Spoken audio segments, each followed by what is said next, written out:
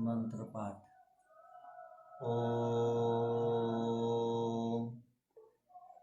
सहना भवतु सहनो भुनक्तु सह वीर्यं करवावहै तेजस्विनावधीतमस्तु मा विद्विषावहै। ओम शांति शांति शांति।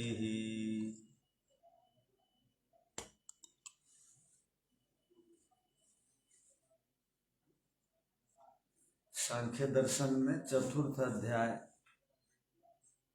के प्रथम और द्वितीय सूत्र पर हम लोगों ने विचार किया। अब हम तीसरे सूत्र पर विचार करें।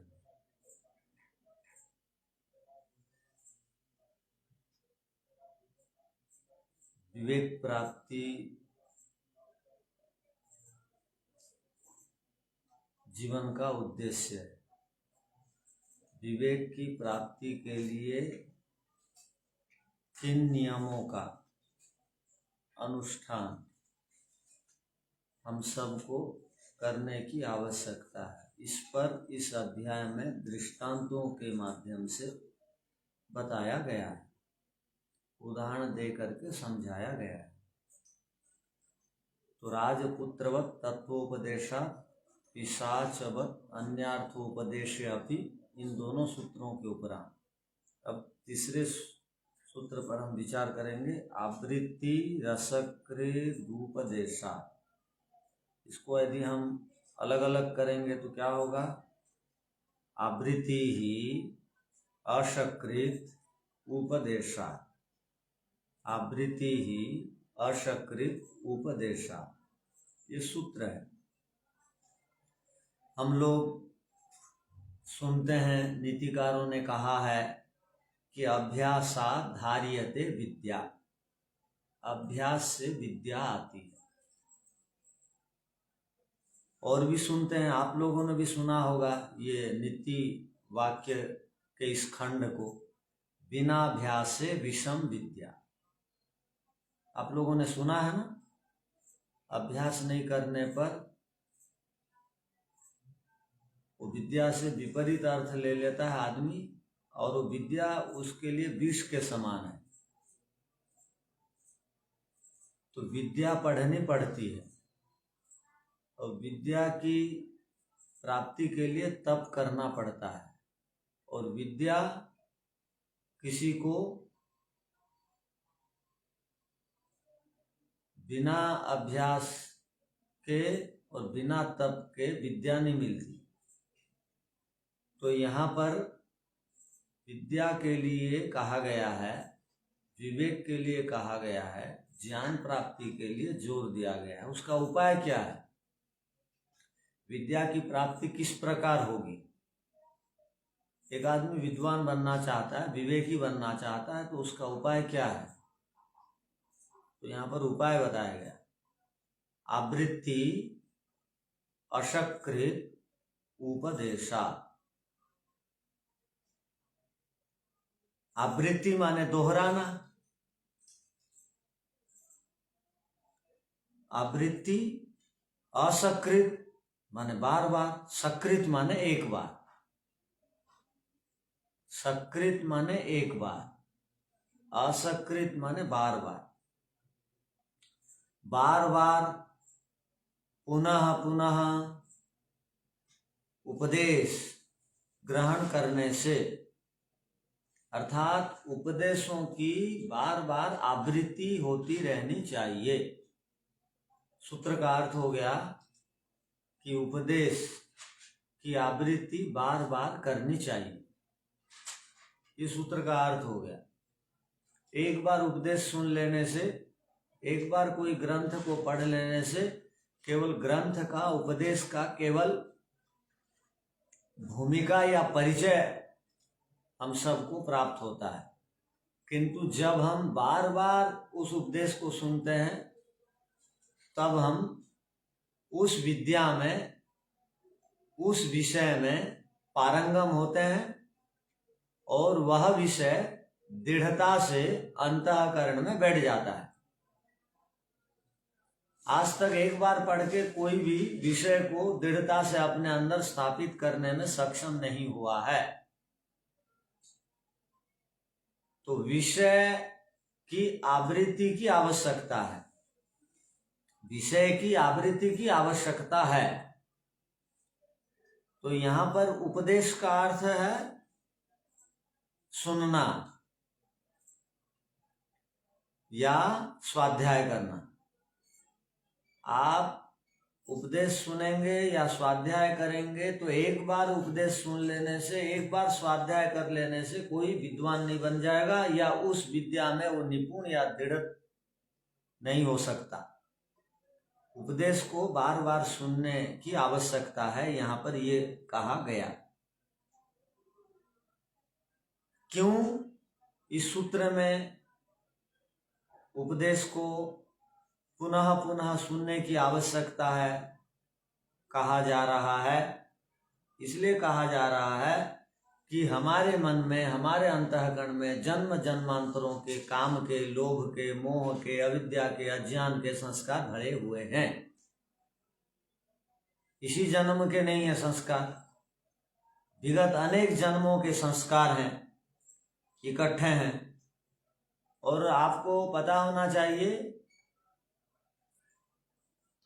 ये जो क्लेश हैं, ये जो क्लेश हैं, 5 क्लेश, ये जब सोए हुए रहते हैं तब वही क्लेश संस्कार के रूप में रहते हैं अपने अंदर, और यही क्लेश जब जागे हुए रहते हैं तो यही क्लेश वृत्ति रूप में रहते हैं। तो क्लेश 2 रूप में हमारे सबके जीवन में विद्यमान हैं।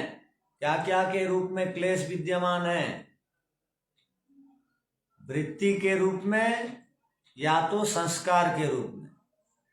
जब क्लेश उदार अवस्था में, जब क्लेश उदार अवस्था में आ जाते हैं तो उसी को हम वृत्ति बोलते हैं। जब वही क्लेश उदार अवस्था में नहीं रहते, उन्हीं क्लेशों को संस्कार कहा जाता है। आप में से कौन समझ गया इस सिद्धांत को? कोई नहीं समझे? रहते हैं तो वो के रूप में रहते हैं। जब उदार नहीं होते, संस्कार के रूप में रहते हैं। तो संस्कार का अर्थ क्या हो गया? वो हमारे भीतर में रहता है। जब कभी भी ऐसी वृत्ति मिलती है तो वो जग जाता है, उड़ जाता है। क्या मिलने से उड़ जाता है?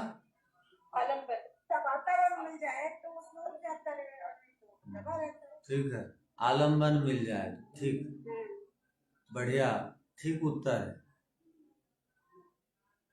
क्लेश जब संस्कार के रूप में रहते हैं, उनको आलम्बन मिलते ही वो क्लेश उठ जाते हैं। जब वो ही क्लेश उठ जाते हैं तो संस्कार में वो उस समय नहीं रहते, वो वृत्ति के रूप में आ जाते हैं।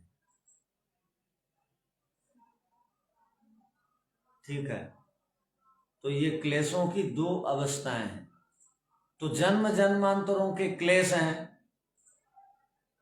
और नियमित, नित्य नियमित हमारे नए नए क्लेश भी बन रहे हैं। राग के, द्वेष के, अभिनिवेश के, अस्मिता के, अविद्या के।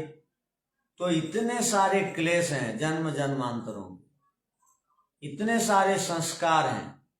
तो उन सब संस्कारों को हम यदि बार बार उपदेश नहीं सुनेंगे, उपदेश का मतलब सत्य का उपदेश, सत्य कथन, सत्य पठन, सत्य कथन, सत्य पठन और सत्य का अनुमान और सत्य का ग्रहण नहीं करेंगे तो असुविधा क्या होगी?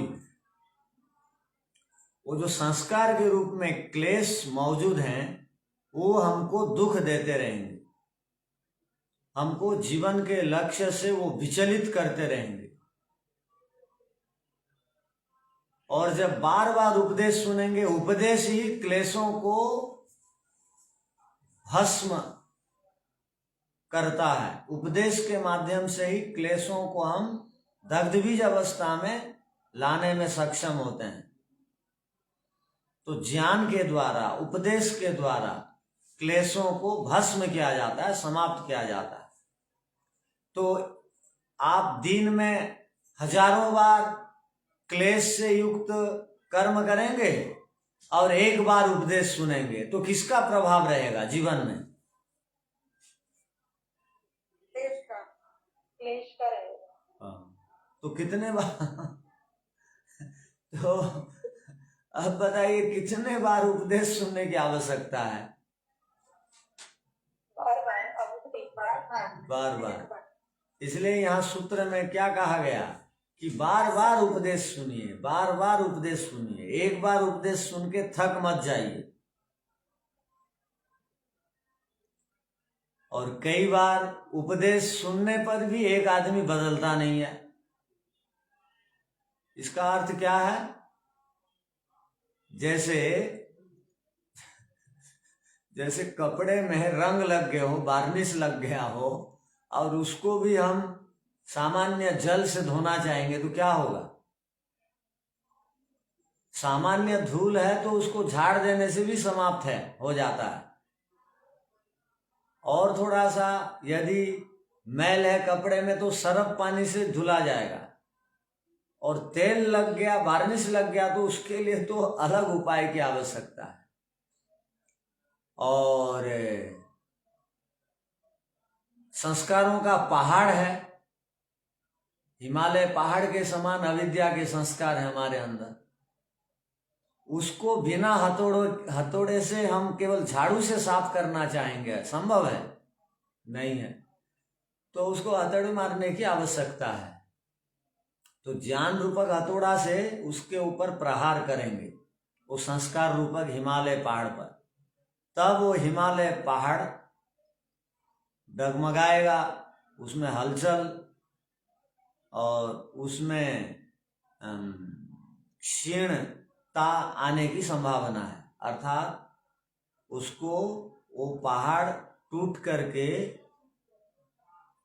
गिर जाएगा, ऐसी हमको संभावना करनी चाहिए। कब? जब आवृत्ति होगी उपदेशों की, अर्थात ज्ञान को श्रद्धा से जब हम बार बार ग्रहण करेंगे और ज्ञान के अनुरूप अपना व्यवहार करेंगे, तब ये स्थिति आएगी। तो यहाँ पर क्या कहा गया? आवृत्ति ही असकृत उपदेशात्। पहले सूत्र का अर्थ लिख लीजिए। हाँ आचार्य जी, ये पूछना था कि जब बार बार ज्ञान की आवृत्ति होगी, चिंतन होगा, स्वाध्याय होगा, तो फिर वो संस्कार दग्धबीज अवस्था में जब हमको समझ में आएगा अच्छे से, तो फिर दग्धबीज हो सकता है ना? तो ध्यान में ही दग्धबीज होता है या ऐसे भी हो सकता है? या हमको समझ में आए। आप सुनेंगे, सुनने के बाद हानि को देखेंगे, हानि को देखेंगे और दुख को देखेंगे, कष्ट मिलता है जानेंगे, तो उससे आप दूर हो जाएंगे। तो केवल सुनने से तो नहीं होता है, उससे संबंधित विचार भी करना पड़ता है। तो आज तक सुन सुन करके कोई विवेकी नहीं बन गया। अगर ऐसे विवेकी बन जाते तो रोजाना मंदिर में प्रवचन होता है, सुनने वाले बहुत लोग जाते हैं। और आर्य समाजों में सत्संग होता है, बहुत सारे लोग जाते हैं सुनने के लिए सत्संग में। आप भी कितने वर्षों से सत्संग में जा रहे हैं, स्वयं कार्यक्रम में जाती हैं और कार्यक्रम करवाती हैं। आप जैसे बहुत सारे लोग हैं जो कार्यक्रम में जाते हैं, कार्यक्रम करवाते हैं। तो अभी आप लोग बताइए कि राग द्वेष बढ़ रहा है कि घट रहा है? अभी बढ़ता है। जैसे जैसे ज्ञान होगा तो घटता ही है ना आचार्य। ये सब चीजों को हम तो बहुत गौण मानते हैं। हाँ हाँ, कैसे मालूम होगा? ठीक बात है। मालूम होगा इससे कि आप जब ध्यान का समय आता है तो ध्यान करने की रुचि ध्यान से पहले उत्पन्न होती है या नहीं, कि अब 5 बजने वाला है, अब ध्यान के लिए मुझे बैठना है, ईश्वर से मिलने के लिए जाना है। अब किसी ने आकर के कह दिया चलो आज घूम के आ जाते हैं, तो तब उसने कहा नहीं नहीं, मुझे मल नहीं जाना, मुझे बाजार नहीं जाना, अब ध्यान का समय है, तो वो ध्यान के लिए बैठेगा। और पदार्थों को देखेगा तो पदार्थों को देख करके खिन्नता आएगी। जब खिन्नता आएगी मन में सांसारिक विषयों के प्रति, जिस दिन खिन्नता आ गई समझना चाहिए उस दिन विवेक हो गया। सांसारिक पदार्थों को देख करके उत्साह और तत्परता और व्याकुलता वो मिल जाने से मैं प्रसन्न हो जाऊंगा, मेरे अभाव दूर हो जाएंगे, ये भावना रहेगी तो विवेक उत्पन्न नहीं हुआ। तो खिन्नता आनी चाहिए विषयों को और संसार को देख कर। तो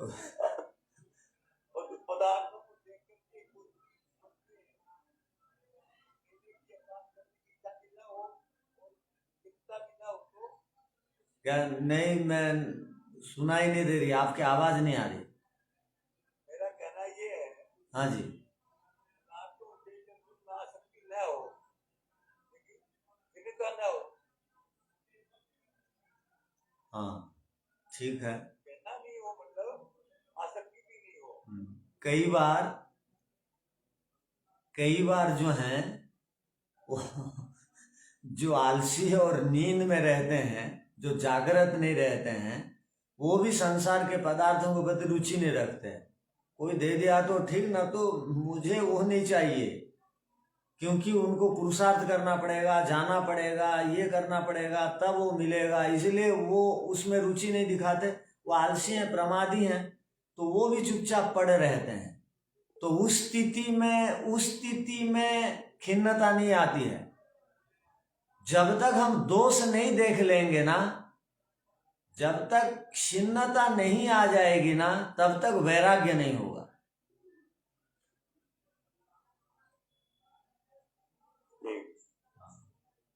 नमस्ते आचार्य जी, यदि उन वस्तुओं में ईश्वर की महिमा को देखें तो कैसा होगा? वस्तुओं में ईश्वर को देखना तो चाहिए। हाँ। और ईश्वर को देख करके सुनिए, ईश्वर को देख करके, ईश्वर हमारे स्वास्थ्य की रक्षा के लिए या हमारे उपयोग के लिए इनको दिए हैं, किंतु ये वस्तुओं से ही मुझे हार्दिक प्रसन्नता नहीं मिलेगी। मुझे इस वस्तु को बनाने वाले ईश्वर को प्राप्त करना है, इनके पीछे नहीं पड़े रहना है। ये भावना भी लाने की आवश्यकता है। केवल ईश्वर को देख लेने से होगा क्या हुआ?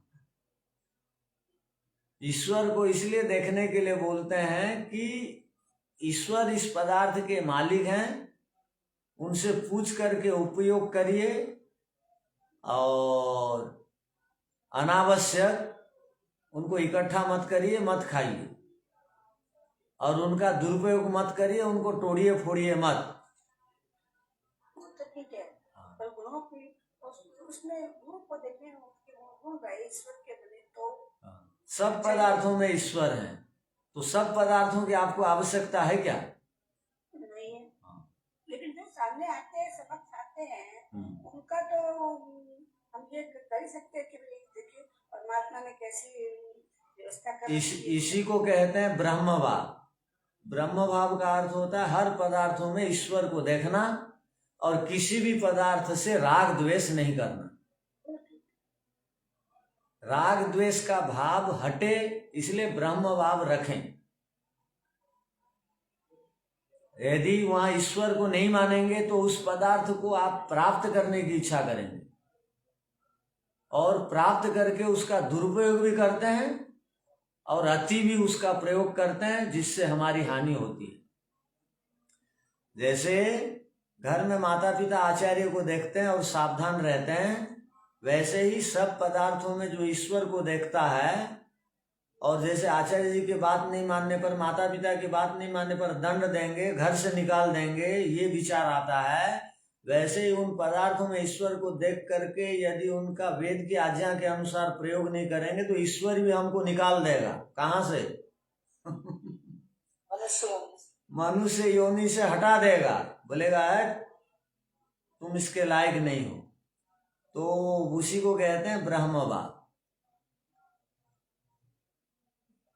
आचार्य जी, ये पूछना था, अभी आपने कहा कि विषयों की ओर या संसार की ओर देखकर उसका नॉलेज होने के बाद उनकी हानियां देखकर अगर हमें खिन्नता नहीं आती तो तब तक वो भाव नहीं आता। तो ये खिन्नता थोड़ी निगेटिव की ओर जाती है। अगर नॉलेज से देखकर स्थित प्रज्ञता या समता उत्पन्न करनी है तो खिन्नता बिना आए भी नॉलेज करके न्यूट्रल ढंग से। तो खिन्नता का अर्थ होता है उदासीन। उदासीन कौन है? कौन व्यक्ति उदासीन रहता है? जब उस पदार्थ में उसको लाभ नहीं दिखाई देता है। माने सांसारिक पदार्थों में जो स्थायी सुख खोजता है और 4 प्रकार के दुखों को सांसारिक सुख में नहीं देखता, तब तक ईश्वर में उसका सुख नहीं बढ़ेगा।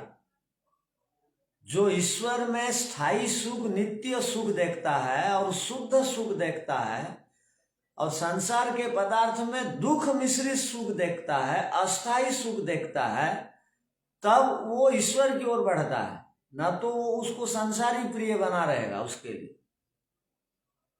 तो संसार प्रिय क्यों बना हुआ है? क्योंकि संसार के पदार्थों में आप हित देख रहे हैं, अपनी उन्नति देख रहे हैं, अपना लाभ देख रहे हैं। आप उससे कम हित, कम लाभ, कम कल्याण ईश्वर से को देख रहे हैं। तो ईश्वर में कम हित होता है, देखेंगे तो सांसारिक पदार्थों के प्रति आपका मोह रहेगा, राग रहेगा। तो इसलिए यहां पर कहा उदासीन हो जाओ का अर्थ होता है कि आवश्यकता के अनुसार मजबूरी से भोग करिए। मजबूरी से क्या करूं? आदमी जेल में रहता है तो जेल का भोजन ही खाता है, बाहर की अनुमति जब तक ना हो। और जेल वाले जो दे देते हैं वो खाता है। तो वैसे ही जेल में हम क्या करें? व्यवस्था के अनुसार, योग्यता के अनुसार और अपने पुरुषार्थ के अनुसार हमको जो मिल गया वही आवश्यकता के अनुसार भोग करेंगे, किंतु उसमें तृप्ति नहीं है इस विचार से, केवल मजबूरी से खा रहे हैं। जैसे बुखार वाला आदमी दवाई खाने से पहले भूख ना रहने पर भी डॉक्टर की बात मानता है ना।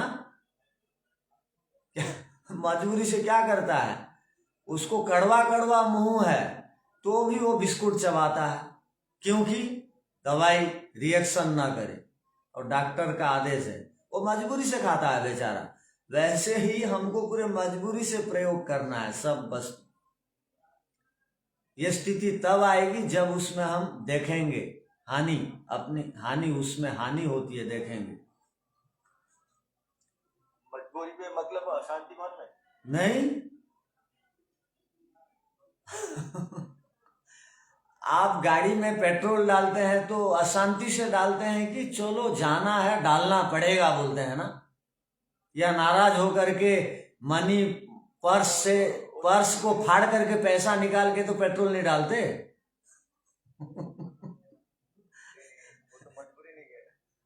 हाँ बस, जैसे पेट्रोल आदमी खुशी खुशी नहीं डालता है। आज तक पेट्रोल किसी ने गाड़ी में खुशी खुशी डाला है? उसको ये पता है 1000 किलोमीटर जाना है, रास्ते में जंगल आएंगे, पेट्रोल टंकी नहीं मिलेगी, अभी डलवा देता हूं, चलो जाना है डलवा देते हैं। वैसे ही जीवन मिला है, चलो भोजन कर लेते हैं, सो जाते हैं, किंतु इसमें राग नहीं रखते। आचार्य जी मजबूरी के बदले समझ पूर्वक कोई भावना नहीं करते, समझ पूर्वक भी कर सकते हैं। तो वो सब पर्यायवाची हैं। समझ पूर्वक, वो अच्छा, वो जैसे वो नौकर लोग पैसा मिलेगा बोल के मजबूरी से काम करते हैं, वैसे नहीं। हम लोगों ने पदार्थों में हानि देख लिया है, तो हानि देख लिए हैं किंतु खाना पड़ेगा इसलिए खाते हैं।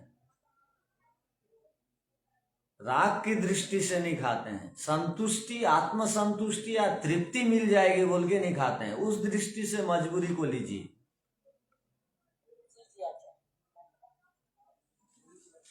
तो ठीक है, सूत्र का अर्थ लिख लीजिए।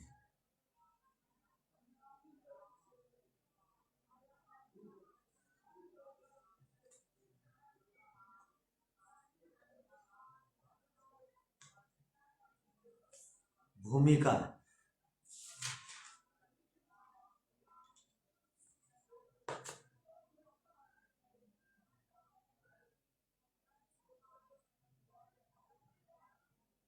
दो प्रकार से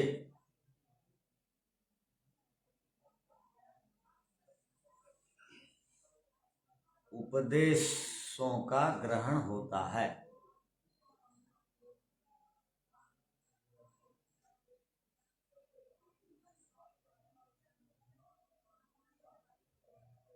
एक सीधा सीधा साक्षात,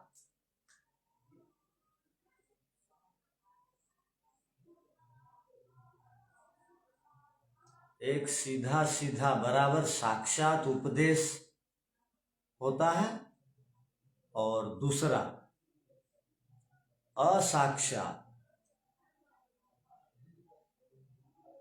परोक्ष रूप से उपदेश होता है।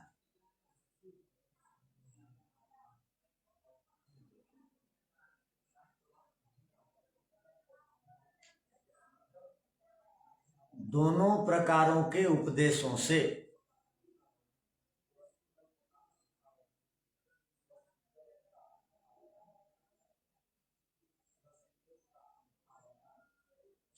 विवेक की प्राप्ति होती है।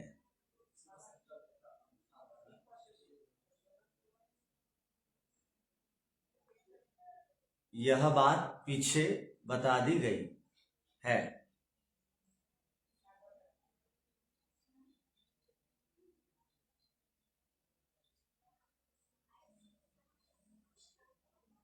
बता दी गई है। पूर्ण विराम।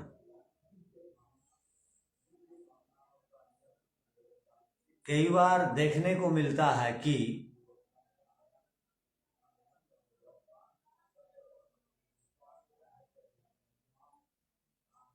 किन्हीं लोगों को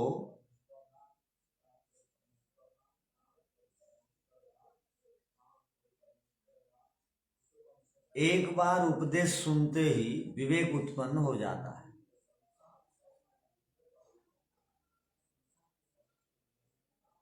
एक बार उपदेश सुनते ही विवेक उत्पन्न हो जाता है।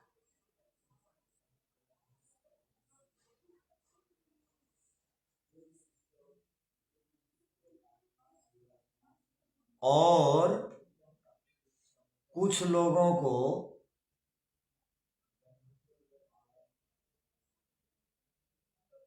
उपदेश सुनने पर भी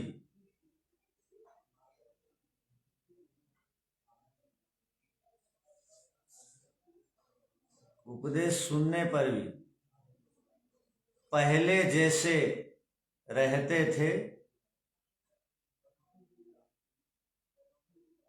वैसे ही रहते हैं।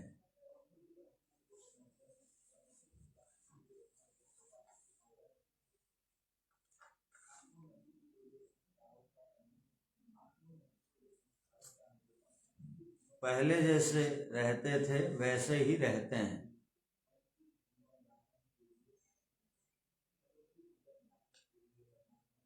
इसके पीछे कारण क्या है?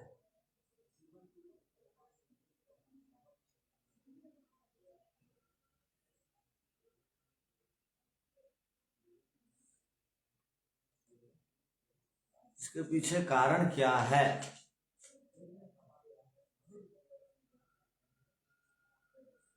अर्थात उपदेश के बाद भी,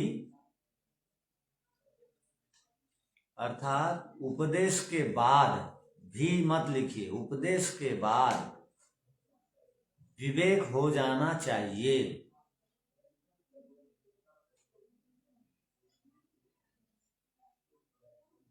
किंतु विवेक होता नहीं है।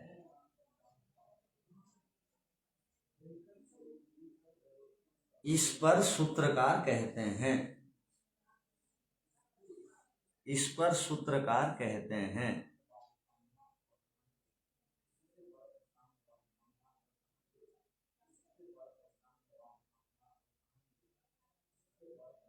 उपदेश की, सूत्रार्थ, उपदेश की बार बार आवृत्ति करनी चाहिए।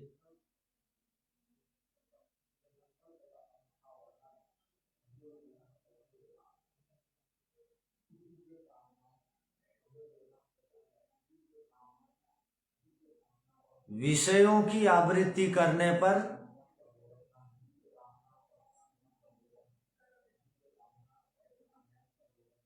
विषय स्थिर हो जाते हैं।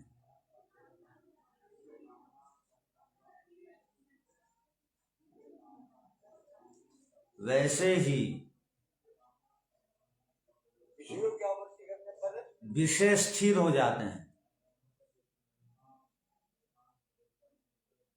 वहां उससे पहले लिख सकते हैं समझने के लिए, जिस प्रकार विषयों की आवृत्ति करने पर विषय स्थिर हो जाते हैं। विषय का अर्थ है यहाँ पर रूप, रस, शब्द, स्पर्श, गंध, इनकी आवृत्ति करते रहते हैं।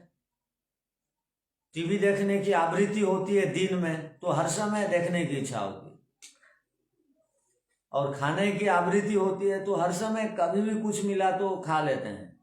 देखने की आवृत्ति करते रहते हैं बोल के कोई भी पदार्थ रास्ते में जाते रहते हैं तो बिल्कुल नीचे देख के चलना नहीं चाहते हैं, इधर उधर देख के चलना चाहते हैं, क्योंकि उसकी आवृत्ति बनी हुई है, अभ्यास। जिस प्रकार विषयों की आवृत्ति करने पर विषय स्थिर हो जाते हैं, उसी प्रकार विद्या की आवृत्ति करने पर विद्या स्थिर हो जाती है।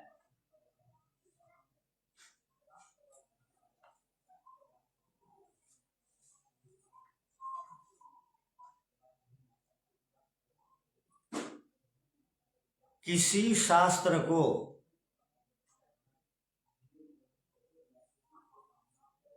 एक बार पढ़ने या सुनने पर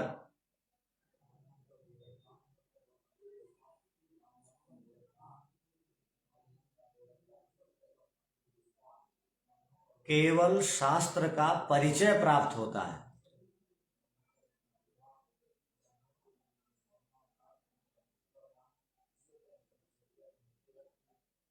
किंतु बार बार पढ़ने और सुनने पर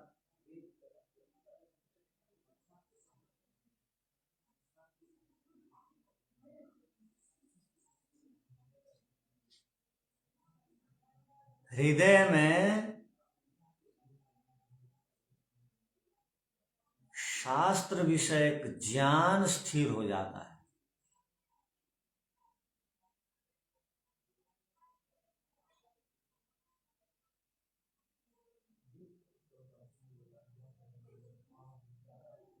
जब ज्ञान स्थिर हो जाता है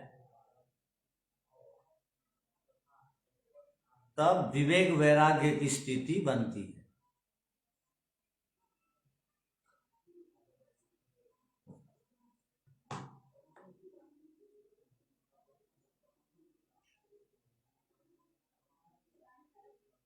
अर्थात उपदेश निरंतर सुनते रहने से ही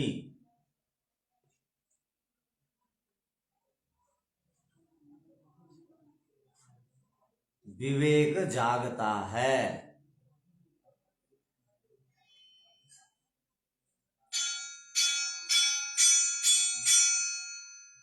क्योंकि हमारे मन में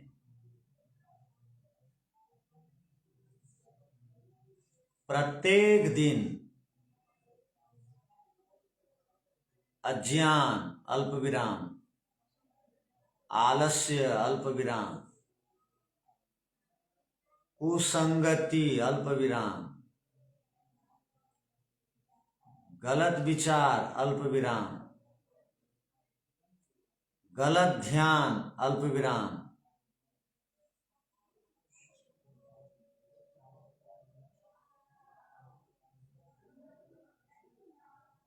आदि के गलत संस्कार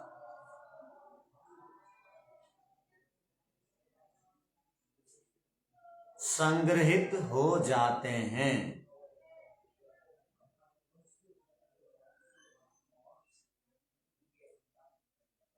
और वे गलत संस्कार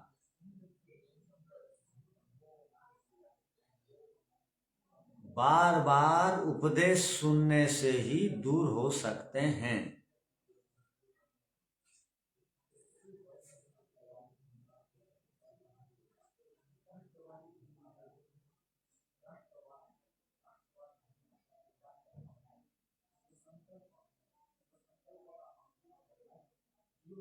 जिस प्रकार नियमित घर की सफाई,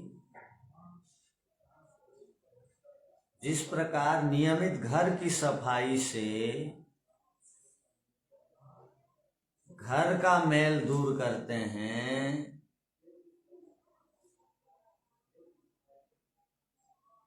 वैसे ही नियमित बार बार उपदेश श्रवण से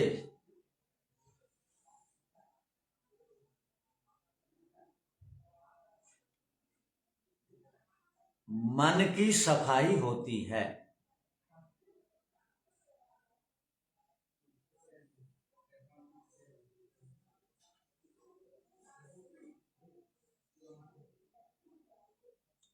हो गया। अब आप देखिए, कंपनियों में, कार्यालयों में, चिकित्सालयों में आप देखेंगे हर आधा घंटा 1 घंटा में सफाई कर्मचारी क्या करते रहते हैं बार बार बेचारे वो साफ करते रहते हैं। क्यों बताइए तो? क्योंकि वहां पर नए नए लोगों का जाना आना चालू रहता है, जाना आना चालू रहता है। आप बताइए, आपके जीवन में, मन में नए नए विचार, नए नए दृश्य, नए नए भोग के पदार्थ, नए नए टीवी के कार्यक्रम, नए नए व्यक्तियों के साथ उठना बैठना होते रहता है कि नहीं दैनिक जीवन में? तो इतने विचार आपके मन में दृश्य के रूप में, भोग्य के रूप में, चर्व्य के रूप में आते रहते हैं। तो बार बार उपदेश नहीं सुनेंगे तो उसका विषय का वो जीवाणु का प्रभाव आपके ऊपर आक्रमण करेगा, आपको दबा देगा। तो जैसे चिकित्सालयों में बार बार झाड़ू करके सफाई लगती है, तो हमारी भी सफाई होती रहनी चाहिए। इसलिए यहाँ पर जोर दे करके कहा गया बार बार, असकृत माने बार बार उपदेश सुनो।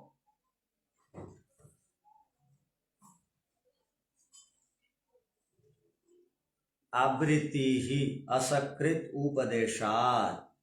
हाँ, किंतु ध्यान रखिए, आप यदि महर्षि हम लोग बोलते हैं वो अरविंद जी जैसा, अरविंद जी अपने कमरे में, ऊपर के कमरे में रहे कितने साल? लगभग ठीक तो याद नहीं है, 20-22 साल तक एक कमरे में पड़े रहे, स्वाध्याय करते रहे, वहीं चिंतन करते रहे, नीचे उतरे नहीं। नया दृश्यों का संस्कार उनका और कहाँ बनेगा, क्यों बनेगा? तो इसलिए उनकी लेखनी में बहुत कुछ मौलिकता थी और वो एकांत में बैठे बोल करके महर्षि दयानंद को भी समझने का उनको अवसर मिला। कोई भी व्यक्ति महर्षि दयानंद को इतना बढ़िया ढंग से नहीं समझ पाए, किंतु अरविंद जी ने बहुत बढ़िया समझा। क्योंकि एकांत में जब तक आदमी बैठेगा नहीं, तब तक सूक्ष्म विषयों को नहीं जान सकता। इसलिए नए नए दृश्यों को देखते रहेंगे, नए नए लोगों से मिलते रहेंगे। आगे हम सूत्र पढ़ेंगे तो हमारी समस्याएं बढ़ती जाएंगे, हमारे राग देश के संस्कार बढ़ते जाएंगे। इसलिए अधिक से अधिक, अब सबका गृहस्थ धर्म समाप्त हो चुका है, मान लीजिए जिसका भी, अधिक से अधिक एकांत सेवन करके स्वाध्याय साधना के लिए पूरा जोर लगाने की आवश्यकता है। न तो नए नए संस्कार बनेंगे, और विचित्र स्थिति यह है कि वो सारे के सारे नए नए संस्कार हमको चैन से बैठने नहीं देंगे और हमारा मन एकाग्र होगा नहीं। एक दिन के लिए भी हम आधा घंटा के लिए ध्यान को मन लगा करके नहीं कर सकते, क्योंकि नए नए संस्कार, नए नए दृश्य, नए नए भोग की सामग्री हमारे मन के अंदर आई। इससे बहुत समस्या बढ़ेगी हमारी। क्या है? नमस्ते जी। बताइए। वो महर्षि कैसे समझे और ऋषि और जी को? वो तो नहीं नहीं नहीं नहीं नहीं, महर्षि दयानंद को अरविंद ने समझा। समझे कैसे? वो तो लिखते हैं कि हम सब ईश्वर के हाथों में टॉय है, खिलौना है। सुने, महर्षि को समझा का अर्थ मैं वो स्थूल रूप से बोल दिया। जैसे उन्होंने कहा ऋषियों की यदि पर्वत की श्रृंखला बनाई जाए तो महर्षि दयानंद बिल्कुल सिरमौर पर है। तो वो यदि महर्षि के शास्त्रों को नहीं पढ़ते तो ऐसा विचार नहीं आता।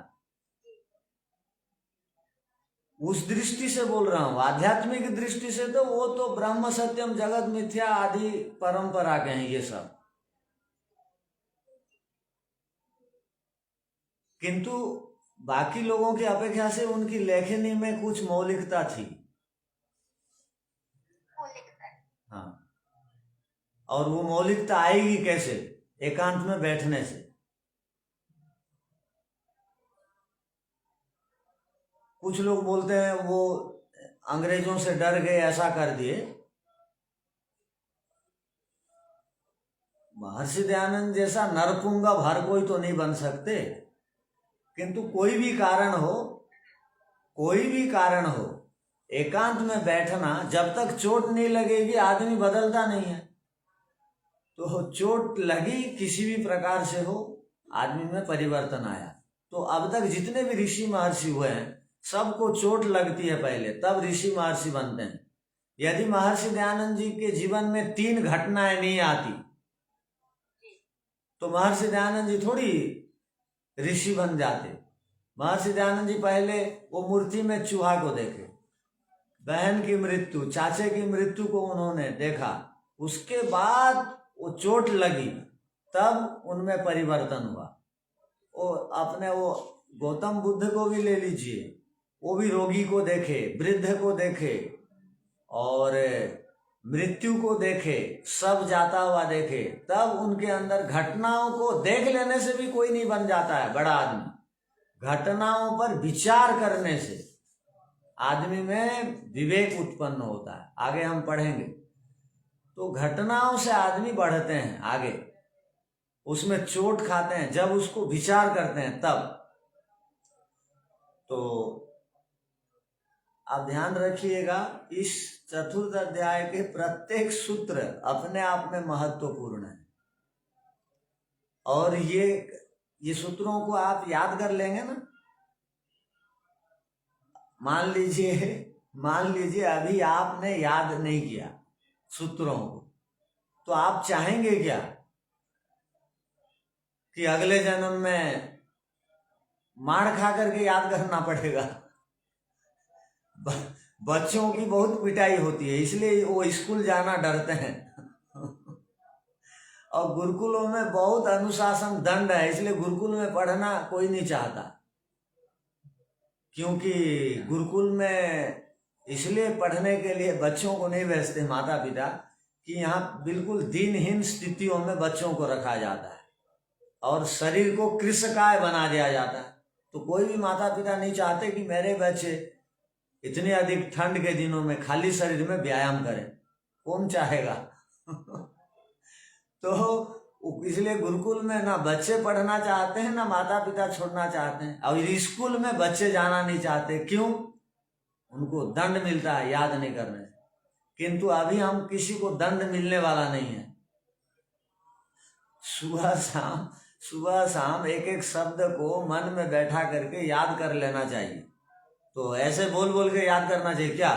आवृत्ति आवृत्ति ही आवृत्ति ही आवृत्ति ही, असकृत असकृत असकृत, उपदेशात उपदेशात उपदेशात। हो गया एक सूत्र, आवृत्ति असकृत उपदेशात।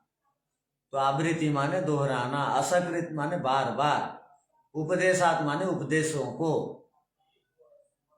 तो उपदेशों की आवृत्ति बार बार होनी चाहिए। तो अर्थ समझ लेने से भी सूत्र याद हो जाता है।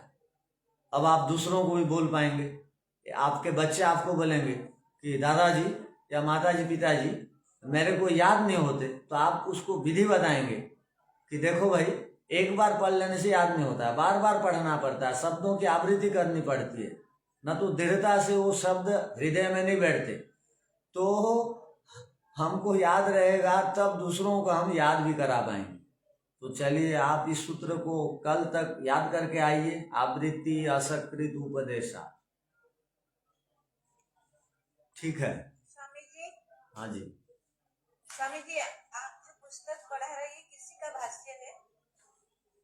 अच्छा, ये पुस्तक आपको नहीं मिली क्या? ये सांख्य दर्शनम ब्रह्ममुनि भाष्योपेतम, देखिए ये है।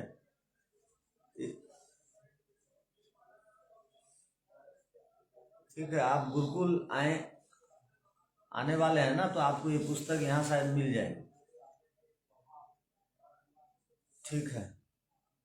ओम शांति शांति शांति।